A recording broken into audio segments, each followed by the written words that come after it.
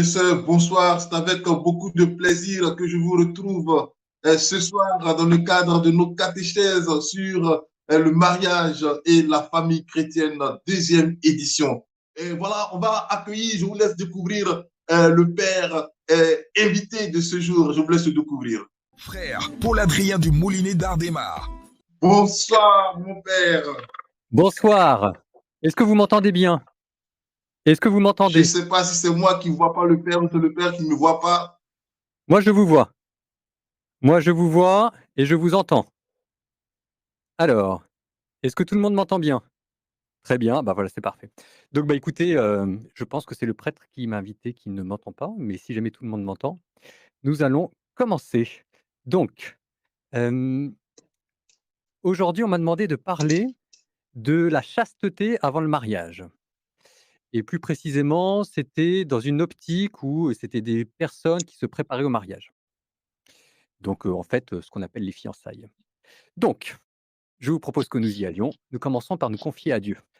Le but n'est pas de faire un grand exposé, le but est d'essayer de vous donner envie de vivre cette chasteté. Donc, notre secours est dans le nom du Seigneur, qui a fait le ciel et la terre. Hem Ce que je vous propose, voilà, donc l'idée, c'est pas de vous donner des grandes, structures intellectuelles sur la sur la chasteté, c'est important, mais c'est de vous donner envie de la vivre. C'est ce que je dis tout le temps à mes étudiants.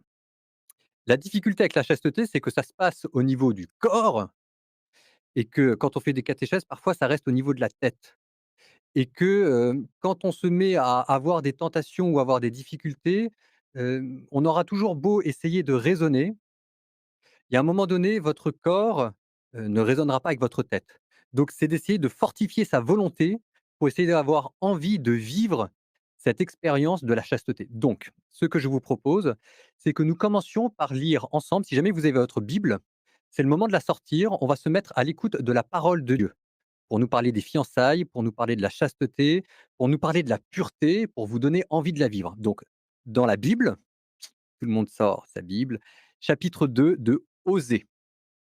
Donc le prophète Osée fait partie des petits prophètes. Je vous laisse, 10, 15, 20 secondes pour prendre votre Bible si vous l'avez.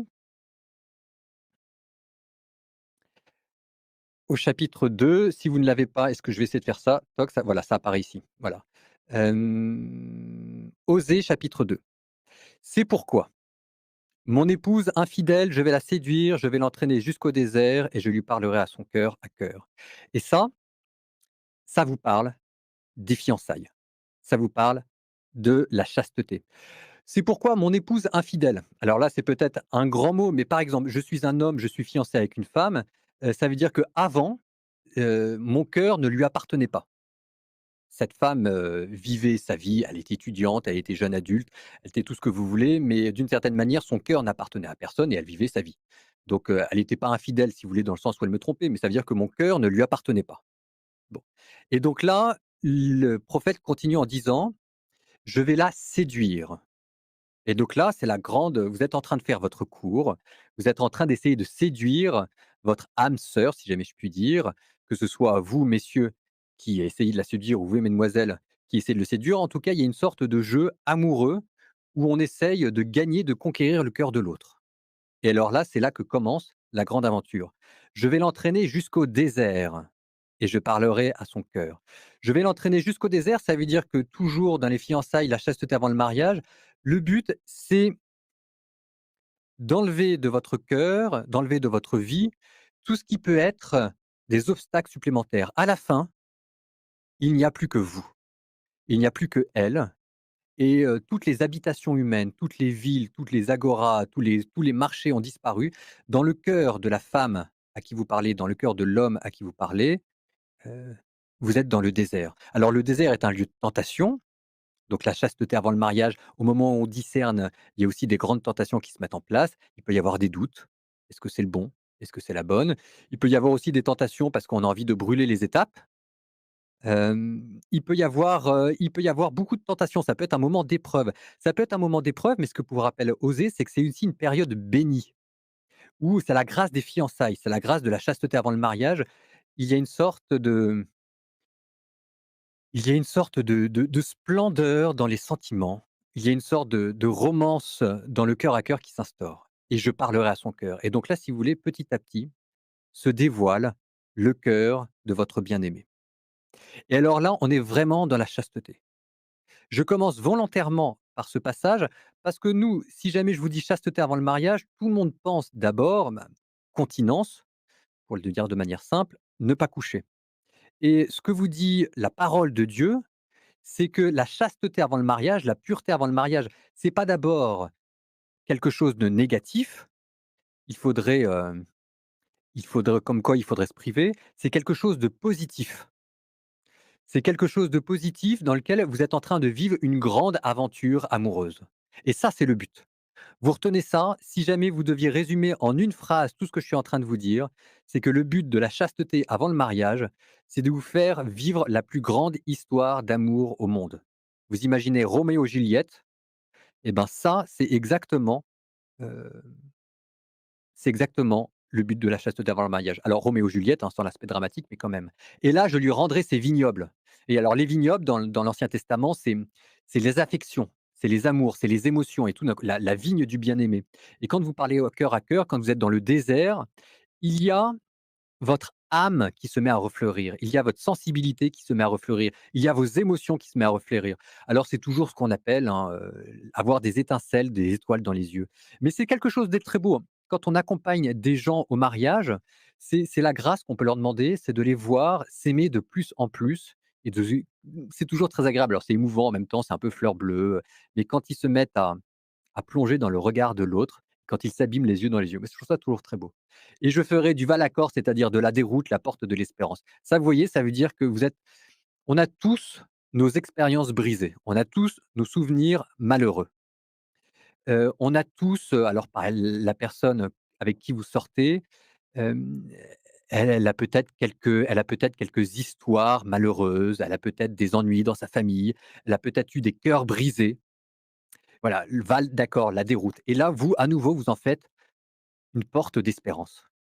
C'est-à-dire que pour la personne avec qui vous êtes en train de cheminer, petit à petit, elle grâce à vous, elle est en train normalement de tourner la page sur des expériences douloureuses. Ça aussi, c'est la chasteté. C'est un pouvoir de guérison. C'est-à-dire qu'on a tous des amours qui sont flétris, blessés, on a tous des expériences, mais vous, le but de la chasteté, c'est de retrouver cette sorte d'innocence, cette sorte de fraîcheur, cette sorte de beauté. Et en ce jour-là, oracle du Seigneur, voici que tu ne m'appelleras plus, tu m'appelleras mon époux. Donc là, vous voyez les fiançailles qui arrivent vers le mariage. Et tu ne m'appelleras plus mon Baal. Alors ça, c'est extrêmement beau. Donc ça, c'est extrêmement beau. Mon Baal, les Baals, c'était les dieux idolâtres de la Babylone, de la Mésopotamie et on prenait des enfants et on les sacrifiait pour leur offrir. Et donc Baal, c'était le signe du diable qui a possession sur nous. Et alors là, elle ne vous appellera plus mon Baal, ou vous ne l'appellerez plus mon Baal, elle vous appellera mon époux. Ça vous rappelle la vieille malédiction qui plane sur Ève depuis le péché originel. Le jour du péché originel, Ève s'est vue entendre dire de la part de Dieu: «Il dominera sur toi par son désir». Eh bien là, vous voyez, vous êtes en train de déjouer la malédiction du péché originel. Ce qui est vrai pour la femme est aussi vrai pour l'homme. Alors, on pourrait continuer, longtemps. Vous voyez que le passage est assez long, hein, mais ça, c'est d'abord ça, la grâce, des fiançailles. Vous arrivez après au niveau verset 21. «Je ferai de toi ma fiancée pour toujours. Je ferai de toi ma fiancée pour toujours. Je ferai de toi ma fiancée dans la justice et le droit, dans la fidélité et dans la tendresse». Et il y a chaque mot qui est pesé. «Je ferai de toi ma fidélité pour toujours». Ça veut dire que là, toujours dans la grâce de la chasteté avant le mariage, ce que vous êtes en train de poser, c'est des éléments qui non seulement vont durer pour tous les jours, mais aussi pour l'éternité. Si vous combattez le bon combat, comme dit saint Paul, si vous vous efforcez de vivre la pureté, ce que vous allez donner une couleur à votre mariage. Vous allez lui donner une saveur particulière et si cette saveur-là, c'est l'éternité. Si vous combattez, je le redis, le combat de la pureté, votre mariage va se teinter de l'or de l'éternité. Je ferai de toi ma fiancée pour toujours. Je ferai de toi ma fiancée dans la justice et le droit. C'est-à-dire que là, vous allez marcher dans le chemin de la justice et du bien. Les chemins dont il est écrit, ils sont lumière pour mes pas. Ils clarifient le regard. Ils vous rendront grand devant l'Éternel et devant notre Dieu. Et vous, on vous appellera un homme juste, une femme juste. Je te fiancerai dans la justice et le droit, dans la fidélité et dans la tendresse. La fidélité, ça veut dire que il n'y aura plus qu'elle, il n'y aura plus que vous, et puis il y aura aussi par-dessus tout ça la tendresse. Et alors ça, vous voyez, c'est aussi très important. On est toujours en train de parler de la chasteté avant le mariage. Et alors nous, bon, nous, on a toujours l'impression, je vais le dire de manière simple, un peu crue, comme ça ce sera clair, que la chasteté avant le mariage, ça veut dire serrer les fesses, se priver. Eh bien, en fait, là, la parole de Dieu est en train de vous dire quelque chose de sensiblement différent. C'est pas d'abord se retenir, c'est pas d'abord serrer la ceinture, c'est d'abord cultiver une certaine forme de justice, de fidélité et de tendresse. Et vous voyez, ah puis on va s'arrêter là après. Je ferai de toi ma fiancée et tu connaîtras le Seigneur. Donc ça veut dire que là, vous avez tout d'un coup votre mariage qui est en train de se déployer, qui est en train de monter jusqu'au ciel. Et là, tout d'un coup, vous arrivez jusqu'aux portes de l'éternité. Si vous voulez, Adam et Ève étaient dans le jardin d'Éden, dans le lieu de l'innocence. Et ils étaient heureux. Ils étaient nus l'un devant l'autre, nous dit la Bible, et ils n'en avaient pas de honte. Un des chemins pour retrouver ce paradis sur terre, c'est les fiançailles. Voici que l'homme quittera son père à sa mère, il s'attachera à sa femme et tous les deux ne feront plus qu'un. Et là, en fait, c'est exactement le moment où vous êtes en train de quitter votre père et votre mère, et vous êtes en train de cultiver au désert, donc au désert, le lieu des tentations, le lieu de la sobriété, le lieu où on commence à se consacrer à une personne et on commence à refuser au reste, le lieu où on commence à faire des choix et on commence à cultiver, le fait que l'on n'appartient plus qu'à une personne, et bien là, vous êtes en train de retrouver le chemin du paradis terrestre. Donc ça, c'est ce que vous dit la parole de Dieu et à mon avis, c'est la grande grâce que vous pouvez essayer de cultiver à travers la chasteté avant les mariages. Donc j'ai voulu commencer par là. On va reprendre ensuite tous les pièges, toutes les astuces qu'il faut connaître et cetera. Mais vous voyez que la parole de Dieu ne commence pas par vous énoncer des pièges. Elle ne commence pas par vous dire que la chasteté est une épreuve. Elle commence à vous dire que c'est un lieu de séduction. C'est un lieu où on vérifie et on grandit dans le désert quelque chose qui s'apparente à des fiançailles éternelles. Bon, et alors la grande nouvelle, la bonne nouvelle aussi, c'est que ce chemin a déjà été pris. Il a déjà été pris par Jean le Baptiste, il a déjà été pris par Jésus au désert, les tentations, et puis il a déjà été pris, bah, on le voyait là, par le prophète Osée et sa femme. Ça, c'est la parole de Dieu. Maintenant, continuons un petit peu. Je ferme la Bible 2 secondes et je prends cette fois-ci Jean-Paul II, Saint Jean-Paul II. Heu, Voici ce qu'il disait lors de JMJ à la jeunesse catholique. Écoutez bien. Donc là, cette fois-ci, ça va vous donner une autre tonalité. Vous avez tous une vocation au martyr. Ça commence mal. Donc, vous avez tous une vocation au martyr. Là, on pense à la personne qui est en train de mourir pour le Christ. Ça ne sera plus le martyr sanglant des premiers chrétiens. Bonne nouvelle. Donc, ce ne sera plus le martyr sanglant des premiers chrétiens. Ce sera le martyr à contre-courant. Ça veut dire que la société va dans un sens et vous, avec vos petits bras, vous aurez l'impression de nager à contre-courant. Et parfois, vous aurez l'impression que le courant vous emporte. Ce sera le martyr à contre-courant. Il y avait un ancien mot, mais que j'aime beaucoup. On nous disait, c'était le martyr de la pureté, le martyr de la virginité. Et ça, il y a quelque chose de ça.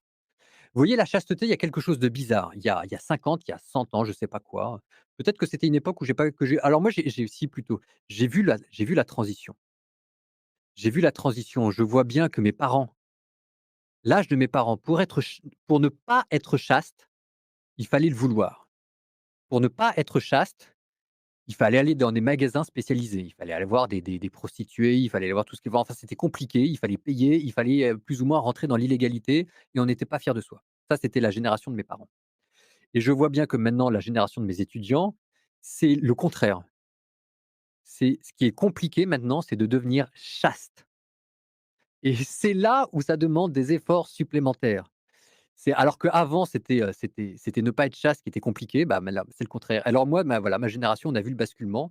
Ça s'est principalement opéré sur internet, mais pas que.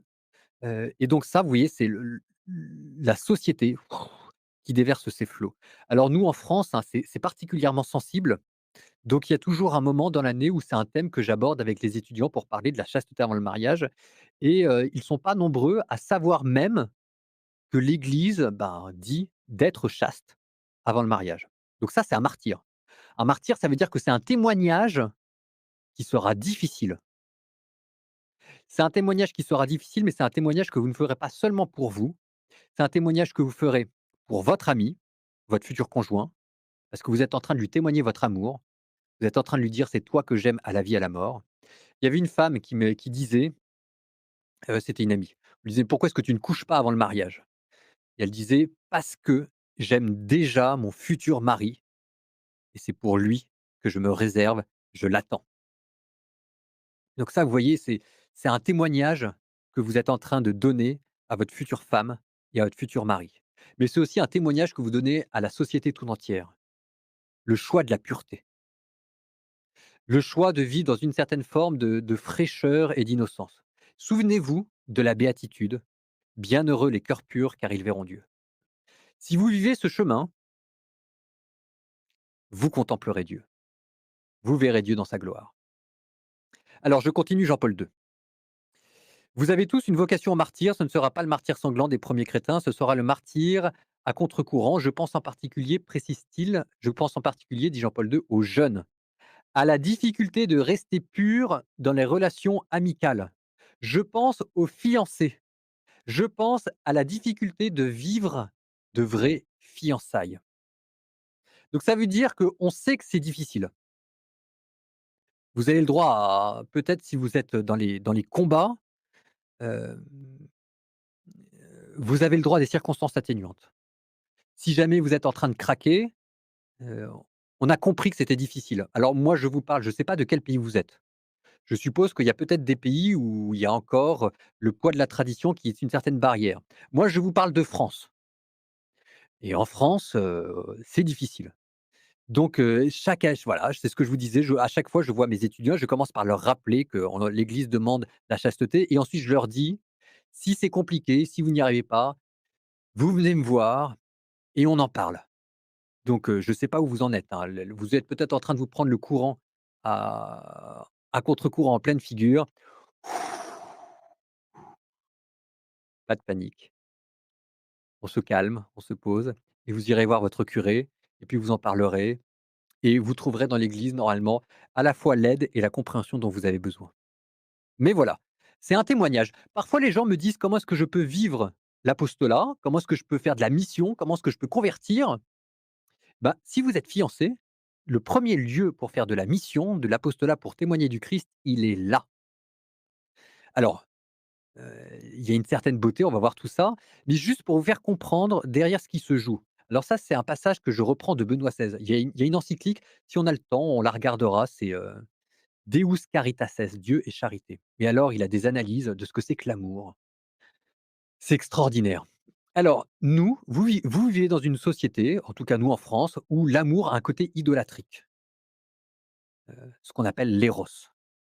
Voilà, c'est dans les sociétés pré-chrétiennes, on parlait de éros, vous reconnaissez le mot érotique et donc ça, les païens antiques dans la Rome, dans la Grèce, ils cultivaient dans l'amour une forme érotique d'ivresse. C'est ce que vous dit le pape Benoît XVI.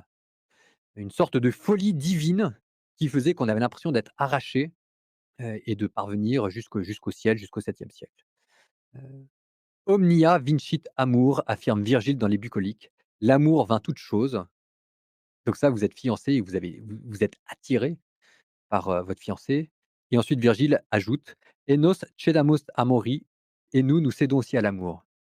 Hem, je vous cite Benoît XVI: «Les Grecs ont vu dans l'éros avant tout l'ivresse, le dépassement de la raison provenant d'une folie divine. Ça, c'est ce que cherche l'homme aujourd'hui, une certaine folie, une certaine extase qui arrache l'homme à la finitude de son existence. On cultive le plaisir sexuel et qui, dans l'être bouleversé, dans notre chair bouleversée, devient le signe d'une puissance divine un peu idolâtrique et qui lui permet de faire l'expérience d'une certaine forme de béatitude. Et Benoît XVI continue en vous disant: «Attention, attention, le Dieu de l'Ancien Testament, le Dieu du Nouveau Testament a déclaré la guerre à cette fausse divinisation de l'éros, qui prive de sa dignité le véritable amour et qui le déshumanise. Dans l'ivresse du plaisir sexuel cultivé pour le plaisir sexuel, les êtres ne sont pas traités comme des hommes, mais comme des choses. Et donc ça, si vous voulez, c'est le grand enjeu, il est là. Donc il y a vous, il y a votre fiancé, mais par derrière, il y a la question de Dieu, il y a la question des idoles, il y a la question du diable, il y a la question d'un combat que se livre Satan contre Dieu, Dieu contre Satan, de fausses divinités, de personnes qui ont une mauvaise conception de Dieu et qui s'imaginent que, le plaisir sexuel va les rapprocher trop vite, trop proches de Dieu et en faisant ça, ils se brûlent les ailes. Donc là, vous dit, Jean-Paul II, c'est qu'il y a une forme de martyre à avoir et je pèse mes mots. Ce ne sera pas facile, mais l'Esprit Saint est là, l'Esprit Saint est là, heu et puis vous entrez en plein dans le christianisme. Souvenez-vous, bienheureux les cœurs purs, ils verront Dieu.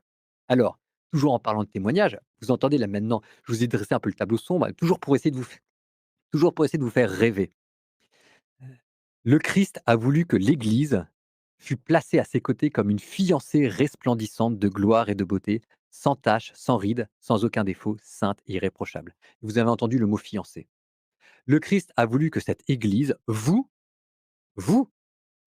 qui vivez la grâce des fiançailles, il a voulu que vous soyez à ses côtés, comme une fiancée, comme un fiancé, messieurs, resplendissant de gloire et de beauté, sans tache, sans une ride, sans aucun défaut, et vous êtes saints et irréprochables. Hem, Ça, c'est tout l'enjeu. Alors maintenant, hem, rentrons un petit peu dans les détails. Parce que maintenant, attention, la chasteté, il y a des contrefaçons. Il y a des choses qui sont belles, il y a des contrefaçons. Pour l'instant, je vous ai dit de cultiver la grâce, d'une certaine forme d'innocence. Attention, on nous dit que la chasteté est une vertu. Donc en bonne vieille théologie, dans la vertu, c'est toujours un milieu entre un excès, trop, et un défaut, pas assez. Donc par exemple, l'espérance. Bon, vous pouvez avoir trop d'espérance, ça s'appelle de la naïveté, et vous pouvez ne pas avoir assez d'espérance, ça s'appelle le désespoir. Ben, la chasteté, c'est bizarre, mais vous pouvez à la fois avoir trop de chasteté, ça s'appelle la frigidité, serrer les fesses et ça, c'est un défaut. L'Église ne vous dit pas de serrer les fesses, c'est pas ça la vraie chasteté, ça c'est une caricature, c'est un défaut. Je le redis, la frigiditas dans saint Thomas d'Aquin, c'est un vice. Donc ça, c'est quand il y a trop de chasteté. Premier caricature et deuxième caricature, bah, il y en a pas assez, donc ça, c'est l'impureté. Ça, généralement, c'est plus clair, tout le monde comprend. Par exemple, je regarde votre manière de désirer la personne qui est en face de vous. Alors votre désir, ça va se situer entre le désir et le respect. Donc vous êtes fiancés et puis, bah, oui, bah, vous désirez, vous aimez la personne qui est en face de vous. Donc le juste milieu ici, c'est désirer, c'est normal que vous soyez attirés et que vous soyez aussi respectueux. Respectueux de son corps, respectueux de votre corps, respectueux de ses sentiments, respectueux de vos sentiments. Et il y a 2 excès, enfin il y a un excès. L'excès, c'est si vous la respectez trop et que vous la mettez sur un piédestal, idolâtrie. Donc là, c'est vous avez fait de votre fiancé, heu la réincarnation de Dieu sur terre, et donc là, vous en faites une sorte d'idole, vous la mettez alors là, il faut faire attention parce que le moment où la divinité sort de son piédestal, ça fait de la casse. Heu et quand il y a pas assez de dé quand le désir va d'un mauvais côté, ça s'appelle la convoitise, la concupiscence. Donc faites attention, vous êtes votre désir, le respect de la personne en face de vous, la véritable chasteté, elle est entre la concupiscence, donc vouloir posséder l'autre charnellement, vouloir coucher avec elle, vouloir même posséder l'autre intellectuellement, vouloir mettre la main mise dessus, concupiscence. là, comme si vous étiez son maître. Et puis un autre péché qui est l'idolâtrie. Donc vous, il faut vous frayer un chemin entre les 2. Par exemple aussi, si vous considérez la question du plaisir, ben, vous êtes heureux, vous êtes dans la joie, donc ça, c'est le juste milieu avec cette personne. Et alors là, il y aura un excès à éviter, ce sera l'impureté. Il y aura aussi un défaut à éviter, ce sera, une trop grande pudeur, ça s'appelle la pudibonderie. Donc toujours la chasteté, on vous demande pas de serrer les fesses, on vous demande pas d'être pudibond, on vous demande pas, de ne témoigner aucune marque d'affection. C'est pas la peine non plus de se cacher, d'avoir honte et cetera. Donc là, vous voyez toujours les 2 les 2, pudibonderie d'un côté, impureté de l'autre. Et donc vous, le plaisir que vous avez de vous retrouver avec la personne que vous aimez, il se situe entre les 2. Et ça, c'est la véritable chasteté. Hem Et par rapport à vous-même, donc là, c maintenant, ça va être vos pulsions, vos élans. Heu, Ce que vous allez essayer de cultiver, c'est la maîtrise de vous, la maîtrise de soi-même. La maîtrise de soi-même et puis en même temps, savoir jouir d'une certaine manière de ses propres émotions, quand on est bien avec la personne en face, il y a un plaisir naturel à avoir. Et donc là, il faut faire attention parce que là aussi, et ben, ça peut aller soit dans un trop grand, soit on serre trop la vis et on se refuse d'avoir la moindre émotion parce qu'on se dit qu'on va manquer à la chasteté. Alors, on rencontre ça, hein, de temps en temps. Je dis tout ça parce qu'on rencontre ça en confession. Et puis au contraire, le trop grand laxisme. Donc tout ça, c'est la chasteté. La chasteté, la pureté. Alors je vous ai donné, à chaque fois, il faut essayer d'éviter de sombrer soit d'un côté, soit de l'autre et d'essayer de garder ce qu'on appelle le juste milieu. Vous retenez que, il y a un écart, la frigidité, l'autre écart qui est l'impureté et que vous, vous tracez votre route au milieu. Alors, le meilleur moyen pour ne pas tomber, c'est comme le vélo, c'est, c'est de pédaler. Donc par pédaler, bah, ça veut dire que vous passez du temps avec votre fiancé et puis vous essayez de cultiver, la plus grande douceur et la plus grande délicatesse et la plus grande forme de respect. Donc essayez de rivaliser de respect. Hem Alors, on continue comme ça, toujours sur la chasteté avant le mariage. Je vous ai parlé de ce que c'était, de ce que c'était pas, des contrefaçons qu'on pouvait y avoir. Vous retenez la grande béatitude qui est associée, bienheureux les cœurs purs parce qu'ils verront Dieu. Il y a aussi un moment donné, il faut aussi rappeler la règle, c'est toujours bien de la rappeler. Le catéchisme de l'Église catholique vous rappelle qu'avant le mariage, vous êtes censé cultiver la continence. Donc par continence, ça veut dire ne pas coucher. Alors par ne pas coucher, moi avec mes étudiants, j'appelle ça la morale du t-shirt. Donc ça veut dire, tout ce qui dépasse du t-shirt, on a le droit, tout ce qui est à l'intérieur du t-shirt, on n'a pas le droit. Comme ça, et puis pareil pour le bermuda. Donc comme ça, c'est parfaitement clair, parce que ça aussi, c'est des questions que parfois j'ai. Jusqu'où on peut aller? Bah, t-shirt bermuda. Donc voilà, ça c'est comme ça, c'est réglé. Ça vous évitera de poser des questions. C'est peut-être un peu trop, rigoureux et précis, mais des fois que vous ne sachez pas et ben, voilà, comme ça, je vous cite le catéchisme: «Les fiancés sont appelés à vivre la chasteté dans la continence. Ils verront dans cette mise à l'épreuve une découverte du respect mutuel, un apprentissage de la fidélité et de l'espérance de se recevoir l'un de l'autre. Ils réserveront au temps du mariage les manifestations de tendresse spécifiques de l'amour conjugal. Ils s'aideront mutuellement à grandir dans la chasteté.» Alors c'est drôle parce que c'est toujours mieux dit que moi, c'est toujours, mais c'est très beau. Donc la continence, hein, on ne couche pas et il n'y a pas de geste déplacé. Ils verront dans cette mise à l'épreuve, on a conscience que c'est difficile. Vous vous souvenez d'Osée: «Je t'emmènerai au désert et là je te séduirai, je parlerai à ton cœur.» Mais ce que vous allez découvrir, vous dit le catéchisme, c'est le respect mutuel, l'apprentissage de la fidélité, l'espérance et puis la tendresse spécifique à l'amour conjugal. Alors maintenant, si jamais vous allez toujours là-dedans, ce que ça va vous apprendre aussi, et c'est pour ça que vous allez le cultiver, c'est, une certaine forme de fierté de vous-même. Ce que ça vous rappelle, c'est que vous avez de la valeur. La personne est en train de vous parler, elle est en train de vous séduire, elle est en train peut-être, moi je sais pas, de vouloir coucher avec vous et vous dites: «Attention mon coco». Parce que là, on parle pas de n'importe quoi. Alors on parle de moi, on parle de me posséder dans ma chair et moi, voilà quoi, j'appartiens pas au premier venu et tout ça, ça se mérite. Donc ce que vous allez cultiver, c'est une juste valeur de vous-même. Vous retenez ça, le mot est important. La fierté, être fier de vous, être fier de votre valeur, être fier de ce que veut dire votre corps. La plus grande chose que Dieu vous a donnée, c'est votre corps. Le plus grand cadeau que vous pourrez donner à votre fiancé, c'est votre corps. Et que ça ne se donne pas au premier voulu. Et ce que vous voulez, c'est que dans votre corps, ça porte l'empreinte de l'homme, de la femme que vous allez aimer à la vie, à la mort.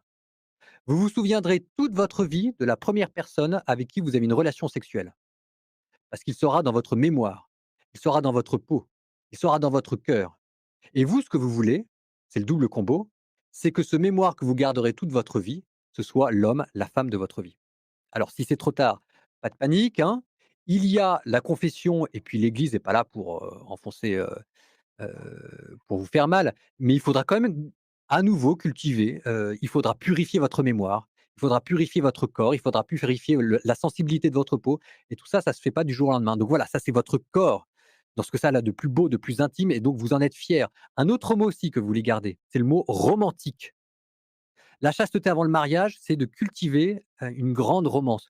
Évidemment, si vous choisissez de ne pas approfondir votre relation sur le plan sexuel, ça veut dire que ça va se développer ailleurs.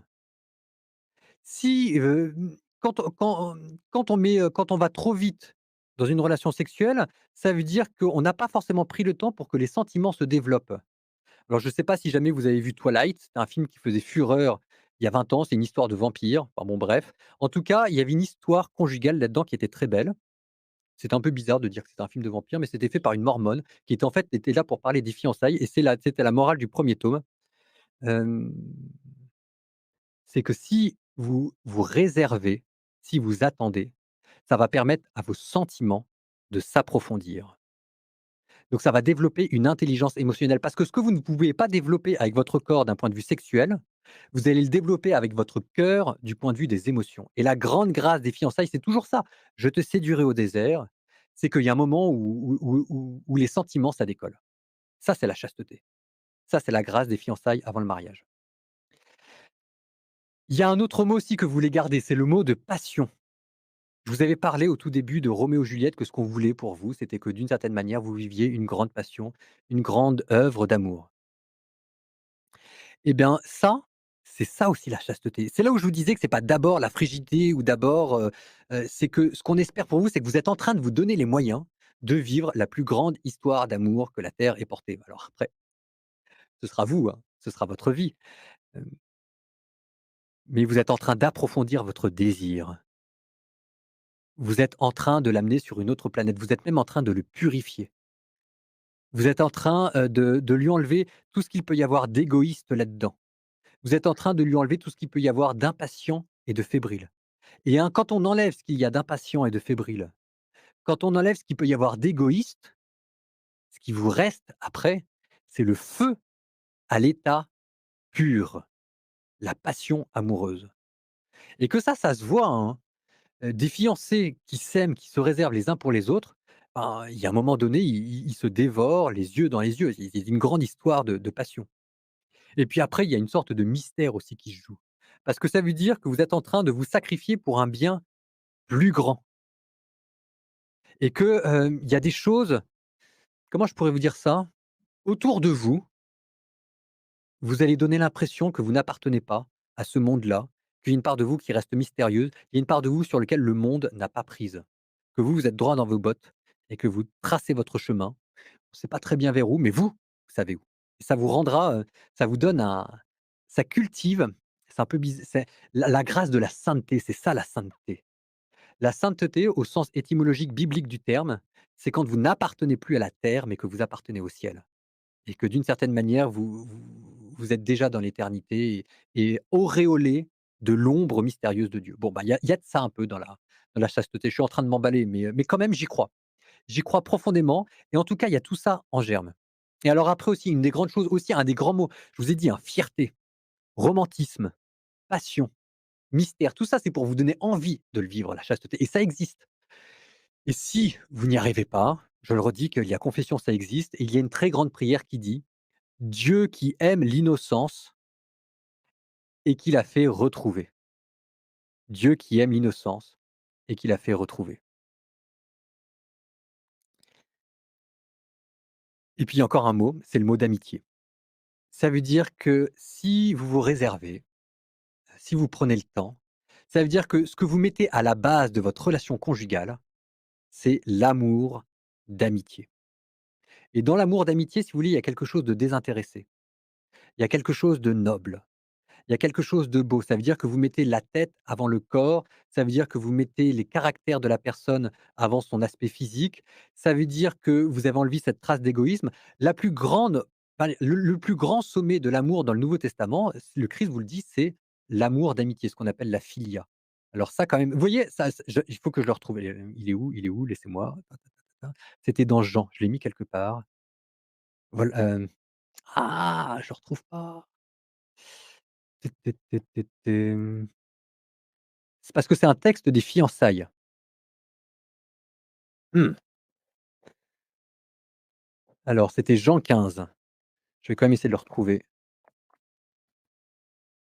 La Bible, Nouveau Testament. Je ne sais pas encore combien de temps. Ah bah, là, j'ai encore peut-être 2 ou 3 minutes. Vous me direz à quelle heure je dois arrêter. Jean 15, voilà.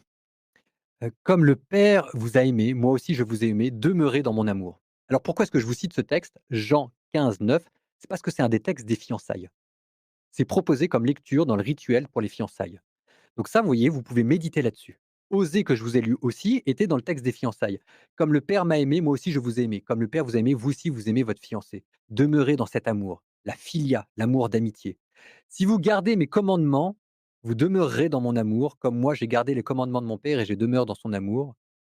Moi je vous ai dit cela pour que ma joie soit en vous et que votre joie soit parfaite. Mon commandement, le voici, aimez-vous les uns les autres, comme je vous ai aimé. Je ne vous appelle plus serviteur, je vous appelle ami». Et donc là, vous voyez, c'est, une des plus grandes phrases qu'un couple m'ait dit. Je les avais mariés et au bout d'1 an de mariage, ils m'ont dit: «C'est curieux parce qu'en fait, je m'aperçois que je vis avec mon meilleur ami, avec ma meilleure amie». Vous entendez ça, hein, je vous le redis. Au bout d'1 an, ce couple me dit: «C'est curieux, j'ai l'impression de vivre avec mon meilleur ami ou avec ma meilleure amie». C'est extraordinaire ça, c'est beau. Et ben ça, ils s'étaient réservés avant le mariage. Ils avaient mis ce qu'il fallait. Alors ça avait été compliqué, ça avait été compliqué, ça avait été compliqué. Je vais pas rentrer dans les détails, mais ça avait été compliqué donc voilà. Mais heu, donc ça, c'est ce que vous vous promettez à vous-même, c'est ce que vous avez envie de vivre, vivre avec votre meilleur ami. Il se trouve qu'en plus, votre meilleur ami est votre mari ou votre femme. Donc là, ça veut dire qu'à la grâce de l'amitié, vous surajoutez l'amour éros, érotique. Donc ça, c'est la cerise sur le gâteau. Aristote dit que ça, hem le plaisir est à la vertu, ce que, la beauté est à la jeunesse. Donc ça, vous voyez, c'est exactement votre amour, pour le mariage. Ce que la beauté est à la jeunesse. La beauté, ce sera l'amour érotique, et la jeunesse, ce sera l'amour d'amitié. Alors, je ne sais pas si on a encore un petit peu de temps. On m'a dit 40 minutes. Alors parce que j'ose pas trop déborder, parce que sinon moi je continue, hein. Alors tant que j'ai la parole, je continue.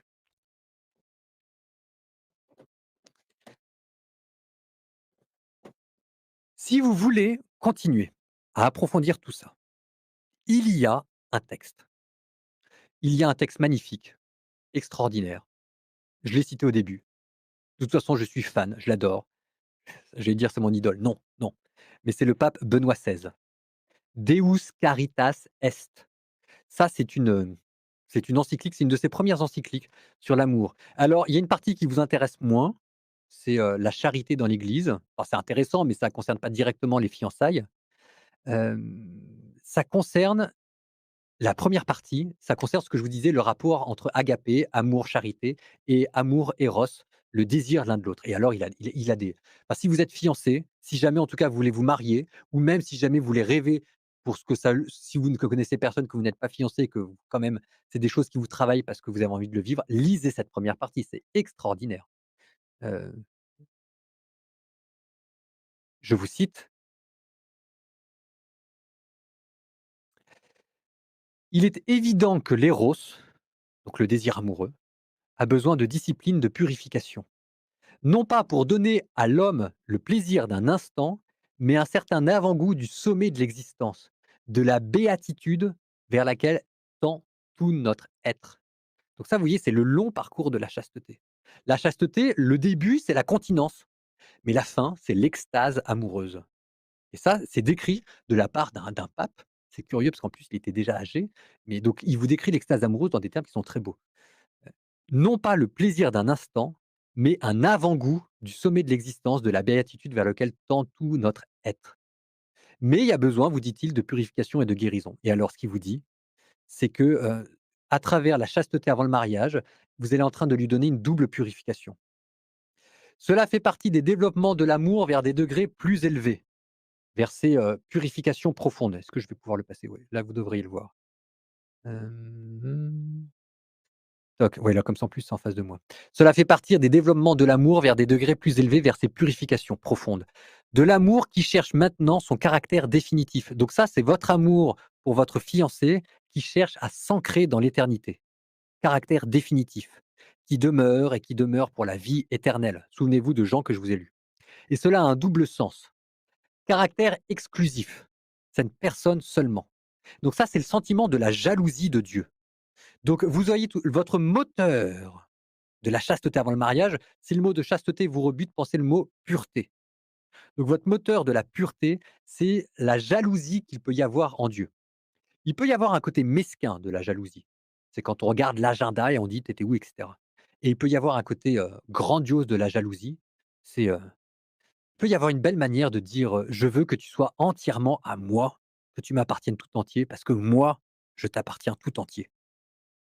Et donc là, si vous voulez, à travers la chasteté, c'est toujours cette expérience du désert. Vous êtes en train d'enlever toutes les tentations pour que pour que votre amour parte dans une direction et qu'il se donne entièrement, qu'il repose sur cette personne. Voilà, c'est ça, c'est le mouvement de votre volonté qu'il repose sur cette personne. Exclusif, cette personne seulement est dans le sens d'un pour toujours. Ça, c'est ce que je vous disais pour l'éternité. L'amour, vous voyez juste après, l'amour vise à l'éternité, l'amour est extase.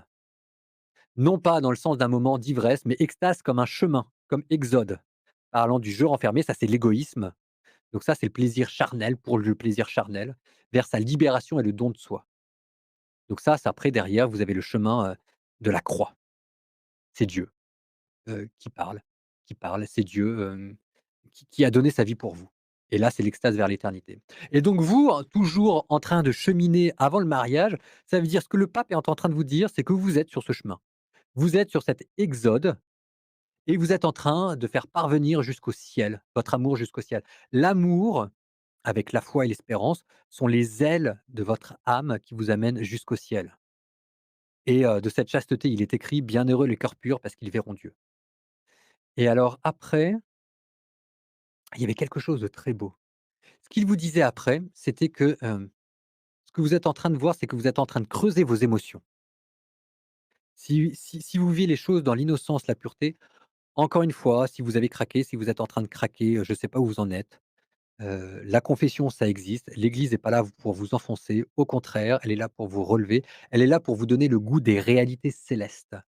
Dieu qui aime l'innocence et qui veut la faire retrouver. Voilà, il veut faire retrouver l'innocence, il vous la redonnera.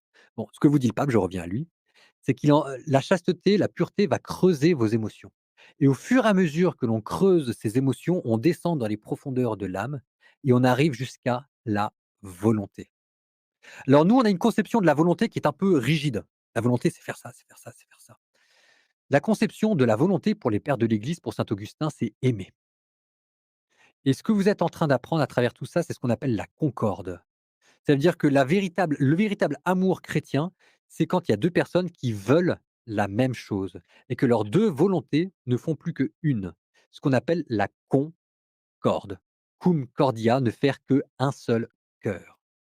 Donc ça veut dire que là, vous êtes en train de descendre dans les profondeurs de l'être et au fur et à mesure, il y a l'union des corps, il y a l'union psychique, les émotions et il y a l'union spirituelle, les âmes qui s'unissent parce qu'elles veulent la même chose.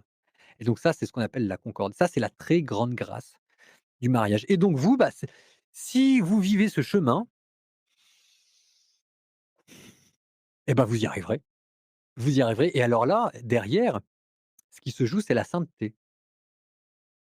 Derrière, ce qui se joue, c'est une certaine forme de mystique amoureuse. Alors là, dans ce cas-là, vous pourrez lire le Cantique des Cantiques. On vous parle de l'époux qui recherche l'épouse, de le et cetera, mais là, vous l'aurez et donc c'est toujours la même chose. C'est pour ça, en fait, que l'on se réserve, parce que d'une certaine manière, vous êtes déjà en train d'aimer votre futur mari et votre future femme et c'est pour lui que vous vous réservez.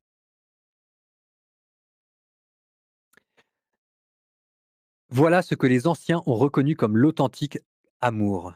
Devenir semblable à l'autre, devenir semblable à l'autre. Avoir une communauté de volonté et de pensée. Vous vous souvenez de ce que je vous avais dit sur l'amitié? Eh ben, l'amitié, c'est ça.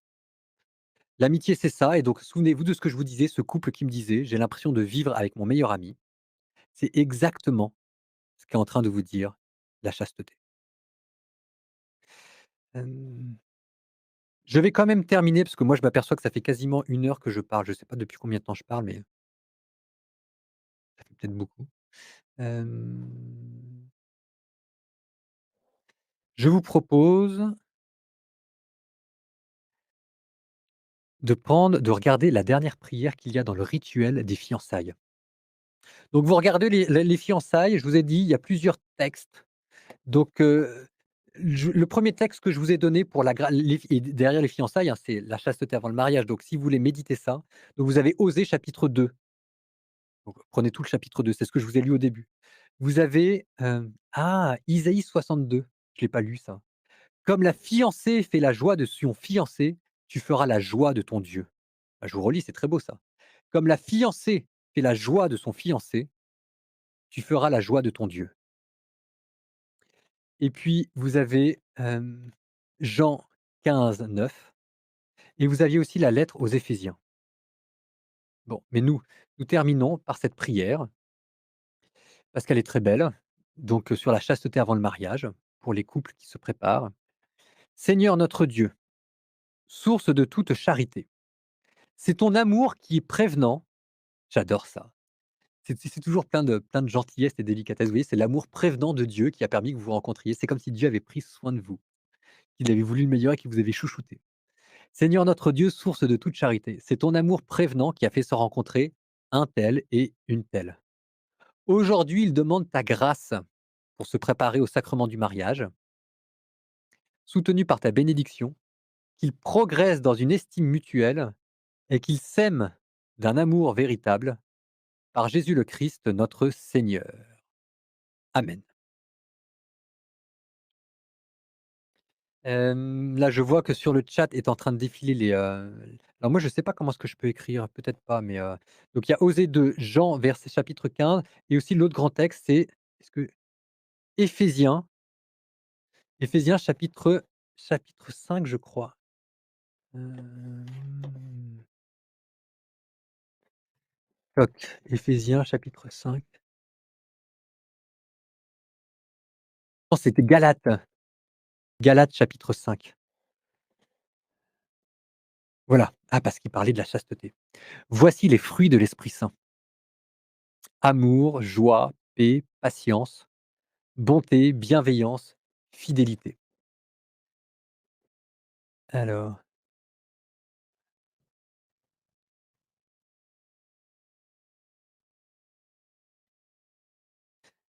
voici les fruits de l'Esprit Saint: amour, joie, paix, patience, bonté, bienveillance, fidélité, douceur et maîtrise de soi. La maîtrise de soi ici, c'est la chasteté. Saint Jérôme avait traduit en rajoutant comme dernier fruit de l'Esprit Saint la chasteté. Parce que derrière, c'était le mot ici de maîtrise de soi. Donc si vous voulez, là, ce qui est beau, c'est que, il y a une certaine mystique, hein, dans tout ça. La mystique, ça veut dire qu'on a c'est ce que je vous disais au début, on a conscience que c'est difficile. On a conscience que vous nagez à contre-courant. C'est ce que vous dit le pape. Il y a quelque chose de l'ordre du martyre. Alors en même temps, n'exagérons rien, mais c'est vrai qu'il y a un témoignage à contre-courant. Donc ça, c'est quand on vous dit les difficultés. Mais ensuite, il y a une autre manière de le voir, c'est de vous montrer que s'il n'y a pas que des difficultés, il y a des joies. Et les joies, c'est que vous êtes en train de cultiver les fruits de l'Esprit Saint. Alors, les fruits en latin, c'est la manière de goûter, de savourer, hem, l'œuvre de Dieu en vous, les fruits de l'Esprit Saint. Amour, joie, paix, patience, bonté, bienveillance, fidélité, douceur, maîtrise de soi. Et il y a un certain ordre là-dedans. On commence par l'amour, parce que c'est le plus grand, donc amour, le plus grand fruit.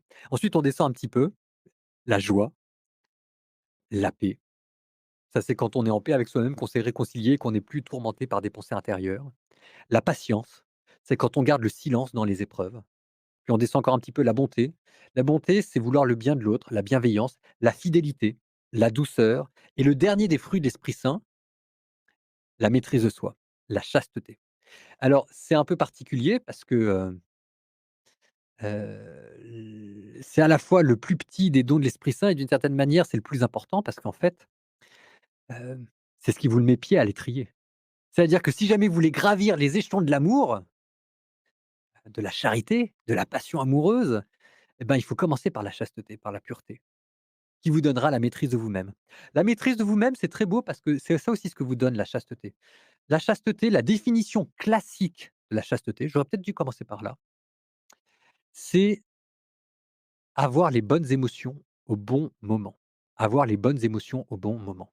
Et alors, le grand modèle de la chasteté, c'est saint Paul, qui est capable d'être dans la joie avec ceux qui sont dans la joie et d'être dans la tristesse avec ceux qui sont dans la tristesse.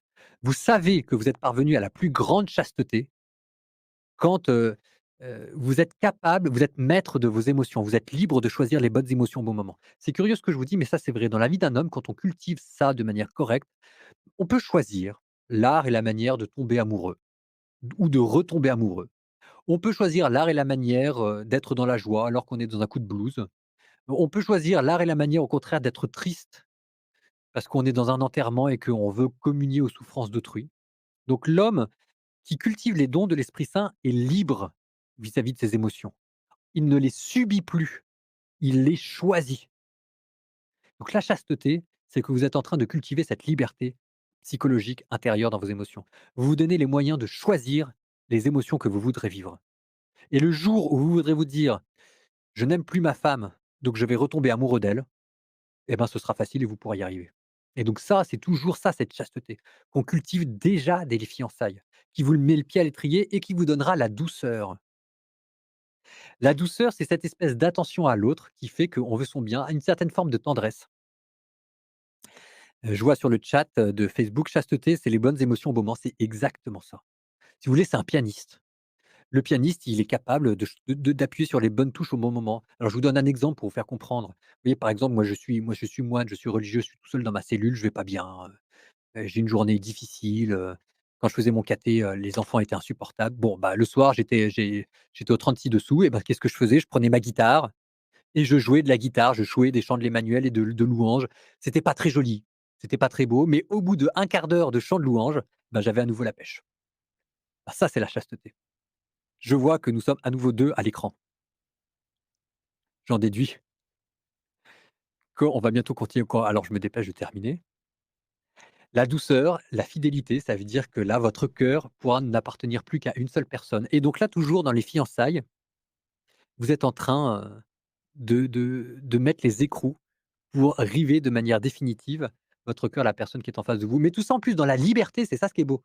C'est que si ça marche pas, ça peut arriver, c'est pas ce qu'on vous souhaite, mais c'est ça aussi les fiançailles. Peut-être que j'aurais dû insister plus là-dessus. Il y a des fiançailles, bah, c'est ça aussi la chasteté, c'est que vous vous donnez les moyens aussi d'arrêter des situations où vous savez que ça ne vous rendra pas heureux. Ça vous permet de cultiver cette forme de lucidité. Heu, donc ça, c'est très beau aussi, la lucidité et la liberté. Et ensuite, vous remontez les échelons de l'amour, la bonté, la patience, la paix, la joie et l'amour. Et voilà. J'ai moi, à titre personnel, j'ai terminé. Alors si quelqu'un m'écoute, je suis prêt à répondre aux questions, mais pour l'instant, il n'y en a pas beaucoup. Voilà, bonsoir, père, bonsoir, Ah, c'est très pas bien. eu au début. Et Voilà, je vous entends. on va tout de suite passer aux questions, mon père. Je sais pas si le père m'entend, hein. Si, si, si, si, je vous entends. Si, si. D'accord. En tout cas, merci pour cette belle catéchèse. Et ça a suscité quand même des questions, des interrogations. Et puis, et quand même aussi des remises en question. Parce que la première question qui me vient, c'est celle d'une internaute qui demande, mon père, comment vivre? Comment vivre la chasteté si mon partenaire n'est pas d'accord parce qu'il ne pourra pas tenir? Ah oui, ah oui, ah oui, oui, oui. Par exemple, votre partenaire, ou votre ami est d'une autre religion ou peut-être même ça peut être un catholique qui ne comprend pas, hein. Ça peut arriver ça aussi, il y a tous les cas de figure possibles. Hem et alors ça c'est difficile. Bon, alors, je vous redis ce que je disais à mes étudiants, donc je leur dis: «Si vous êtes avec quelqu'un», bon, il y a 2 ou 3 repères. Premièrement, c'est que vous êtes dans une situation particulière. C'est bien d'aller voir le prêtre pour lui en parler. Le prêtre n'est pas là pour vous casser, il est là pour vous aider à trouver des solutions. Donc, parce que vous, ce que vous voulez, c'est que vous voulez pas faire fuir la personne en face de vous. Parce que, peut-être que le risque que vous a qu'il y a dans votre tête, c'est que si vous lui dites que vous voulez vivre la chasteté avant le mariage, vous allez vous lui dire, bah, ça va être pris comme un manque d'amour et lui va se dire: «Ça veut dire que tu m'aimes plus, je pars». Et ça, c'est quand même ce que vous voulez éviter. Première chose. Deuxième chose, il faut être clair là-dessus, c'est que, il faudra bien aussi savoir ce que vous voulez dans votre tête. C'est-à-dire que c'est peut-être pas clair dans la tête de la personne qui est en face de vous, mais au moins, il faut que ce soit clair dans votre tête à vous. Que les je redis, si c'est pas clair dans la tête de la personne qui est en face de vous, c'est une chose, mais que au moins dans votre tête, ce soit clair et qu'il y a un idéal. Et que alors après maintenant, ou vous vivez avec lui, ou bien vous ne vivez pas avec lui. Si vous vivez avec lui, là, c'est pas prudent, c'est pas prudent, c'est pas prudent, c'est pas prudent. Il y a plein de raisons, mais là quand même l'église vous dit: «Il y a un problème». Donc, il y a tous les warnings qui se mettent en place, vous allez en parler avec votre prêtre, mais normalement, le je bon, je vais être franc parce qu'il y a un moment donné, il faut dire le truc. Normalement, vous êtes censé ne plus aller communier et si jamais l'église vous dit ça, c'est pas le plaisir de vous le dire, c'est vous dire que attention, il y a un problème. Et le gros problème que je vois, c'est que vous êtes dans une situation où vous ne savez pas où vous allez. Vous ne savez pas combien de temps ça va durer. Vous êtes en train de poser des actes avec votre corps et vous ne savez pas la signification que ça a pour la personne qui est en face de vous. C'est dangereux. J'ai eu suffisamment d'amis qui ont connu de divorces avant le mariage pour vous mettre en garde. Donc, je ne suis pas là en train de tirer vous les oreilles, mais je vous mets en garde. Généralement, comme pénitence, je disais aux filles qui venaient me voir, je leur disais: «Tu répéteras 40 fois dans ta tête: "Je suis bien trop conne, je suis en train de me faire avoir. Je suis bien trop conne, je suis en train de me faire avoir. Je suis désolé, c'est vulgaire, mais c'est vrai"». Maintenant, il y a un autre cas de figure, c'est si vous ne vivez pas avec lui et que dans ce cas-là, il y a des chutes. Heu, Vous devez distinguer quand les chutes sont à cause de vous ou les chutes sont à cause de lui. C'est pas la même chose.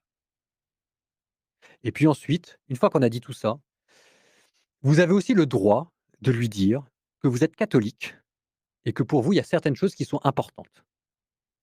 Je pense même que c'est un devoir. Après, vous regardez comment est-ce que la personne en Mais face de vous mon réagit. père, parfois lui-même, il est catholique aussi, hein. Oui, ah bah oui, oui, oui. Parfois aussi, il est catholique. Alors, bah, dans ce cas-là, il faudra être catholique pour 2. Ce que je veux dire, c'est que si la personne en face est catholique, là, pour le coup, il a même plus aucune excuse. Donc alors vous retenez tout ce que je vous ai dit, mais là, vous avez le droit d'être plus incisif. Vous avez le droit d'être plus incisif. Donc vous devez dire il y a un moment donné, vous êtes catholique et vous avez le devoir de dire qu'il y a un truc. Il y a un truc qui va pas, qui vous chagrine, ça va pas, ça va pas.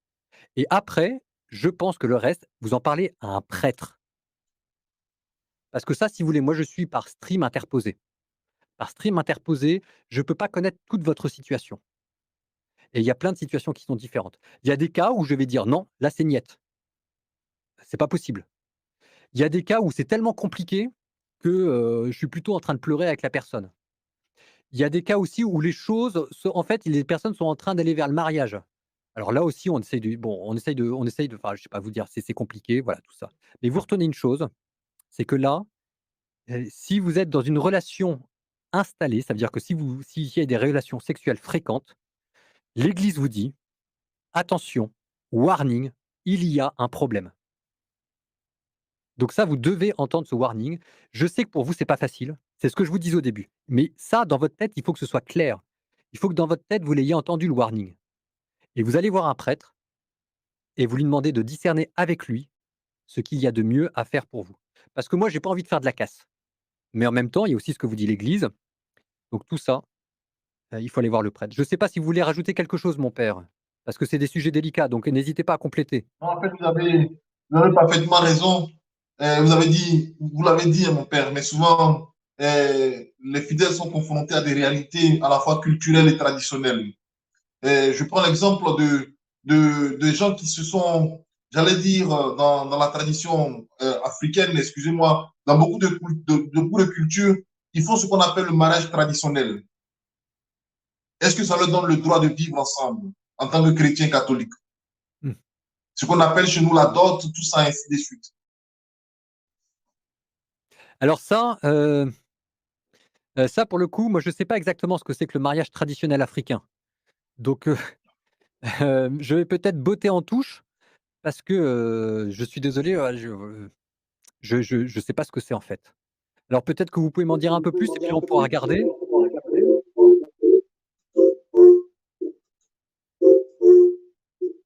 Attendez, il y a un petit écho.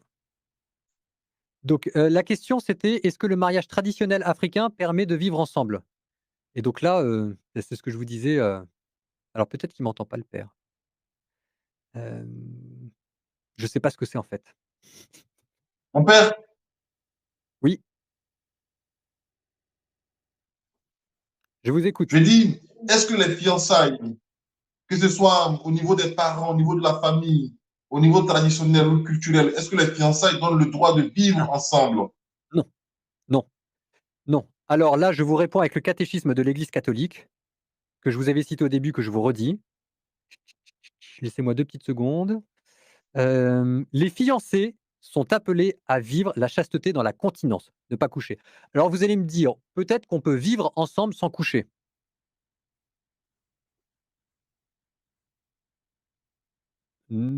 C'est pas forcément une bonne chose à faire.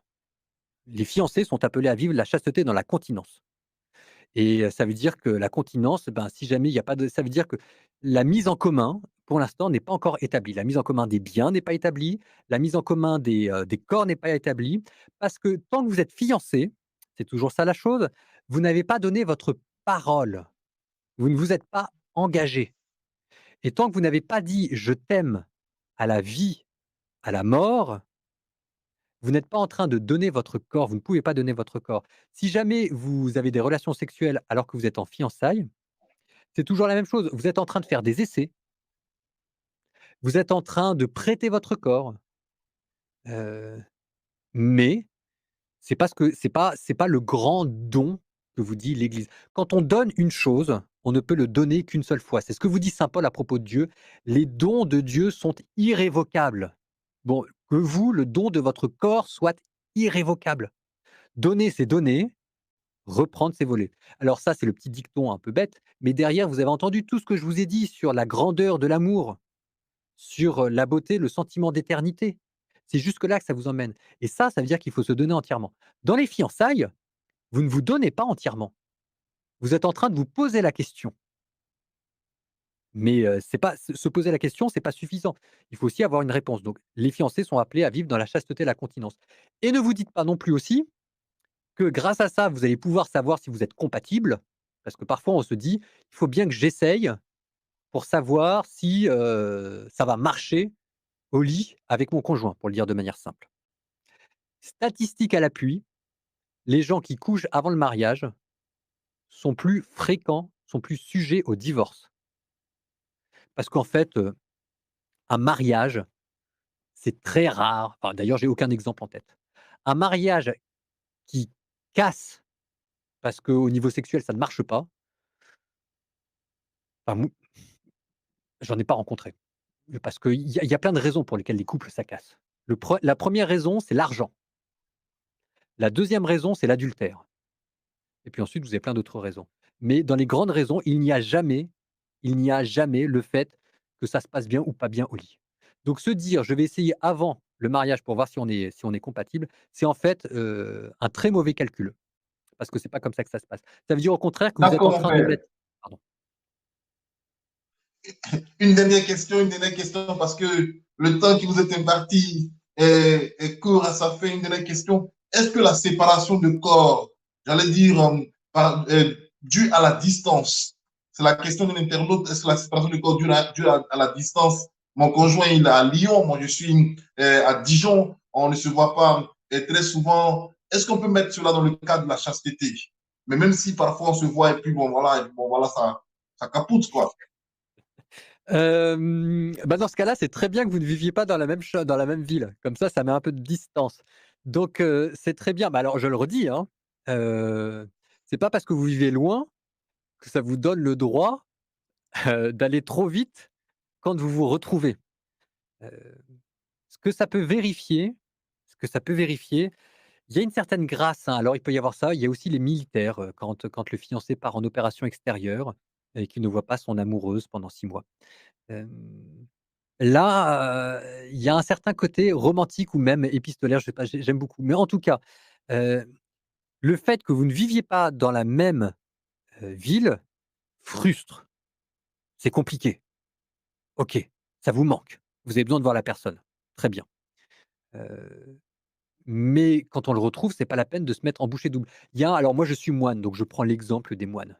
Les moines disaient: «Ça ne sert à rien de jeûner pendant 3 jours si c'est pour s'empiffrer le quatrième jour». Donc si vous empiffrez le quatrième jour, ça veut dire que vous avez perdu tout le bénéfice du jeûne avant. Je trouve que c'est assez beau. Donc là, vous voyez, je parle pas, de sexe, je parle pas de mariage, je prends ça un autre exemple, mais si vous jeûnez pendant 3 jours pour vous donner ensuite pour ensuite vous empiffrer le quatrième jour, ça ne voulait plus rien dire. Donc tout ce qu'il pouvait y avoir de beau, de grand, parce que vous étiez éloignés et il a fallu passer du temps au téléphone. Prendre du temps au téléphone, ça veut dire faire attention à ce qu'on se dit, ce qu'on se dit pas quand on est éloigné parce que les mots ont plus d'importance. Ça veut dire qu'il faut être beaucoup plus présent au téléphone, il faut faire vraiment, être attentif, être encore plus délicat. Je me souviens, il y avait des couples, je leur avais dit: «Interdiction de vous engueuler au téléphone quand vous êtes éloignés. Ça laisse trop de dégâts». Donc il y a ça que vous cultivez quand vous êtes loin. Vous et si jamais ensuite, quand vous vous retrouvez, vous mettez la charrue avant les bœufs, vous perdez tout le bénéfice de ça. Donc voilà. C'est compliqué être chrétien, on dit dans le chat. C'est compliqué, je sais pas, dans tout ce que je vous ai dit, je crois D'accord, pas que mon ce soit père. oui. Je vous écoute. Voilà, mon père, nous sommes,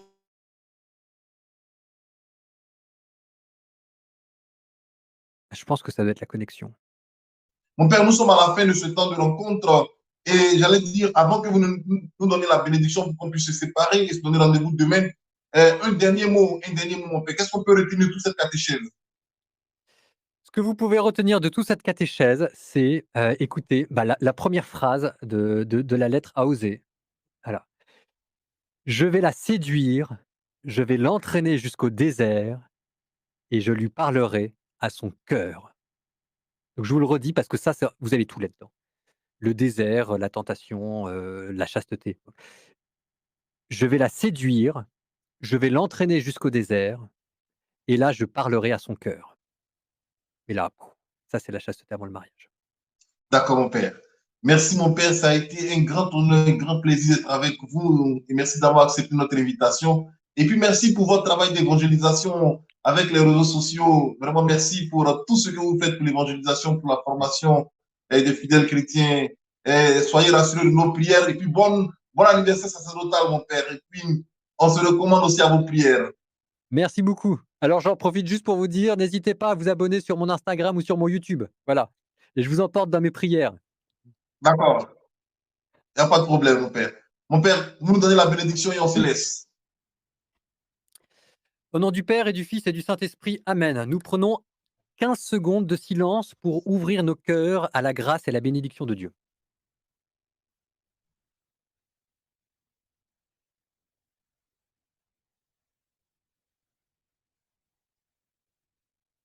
Dieu riche en miséricorde, en justice, en sainteté et en fidélité, descend dans le cœur de tes enfants et de tes fidèles. Vois tous tes fils, toutes tes filles qui partent dans le désert pour pouvoir être mariés dans la justice et la tendresse. Pour toutes les personnes qui ont trouvé l'âme sœur, pour toutes les personnes qui ne l'ont pas encore trouvée, Seigneur, envoie ton esprit de douceur et de pureté. Que Dieu, que son Esprit Saint vous comble de ses fruits, vous comble de joie, d'amour, de bonté, de bienveillance, de douceur, de maîtrise de soi, de pureté, de chasteté. Que la bénédiction du Dieu Tout-Puissant descende sur vous et il descende à jamais. Au nom du Père et du Fils et du Saint-Esprit. Amen. Allez dans la paix du Christ. Amen. Merci infiniment, mon Père, et bonne soirée.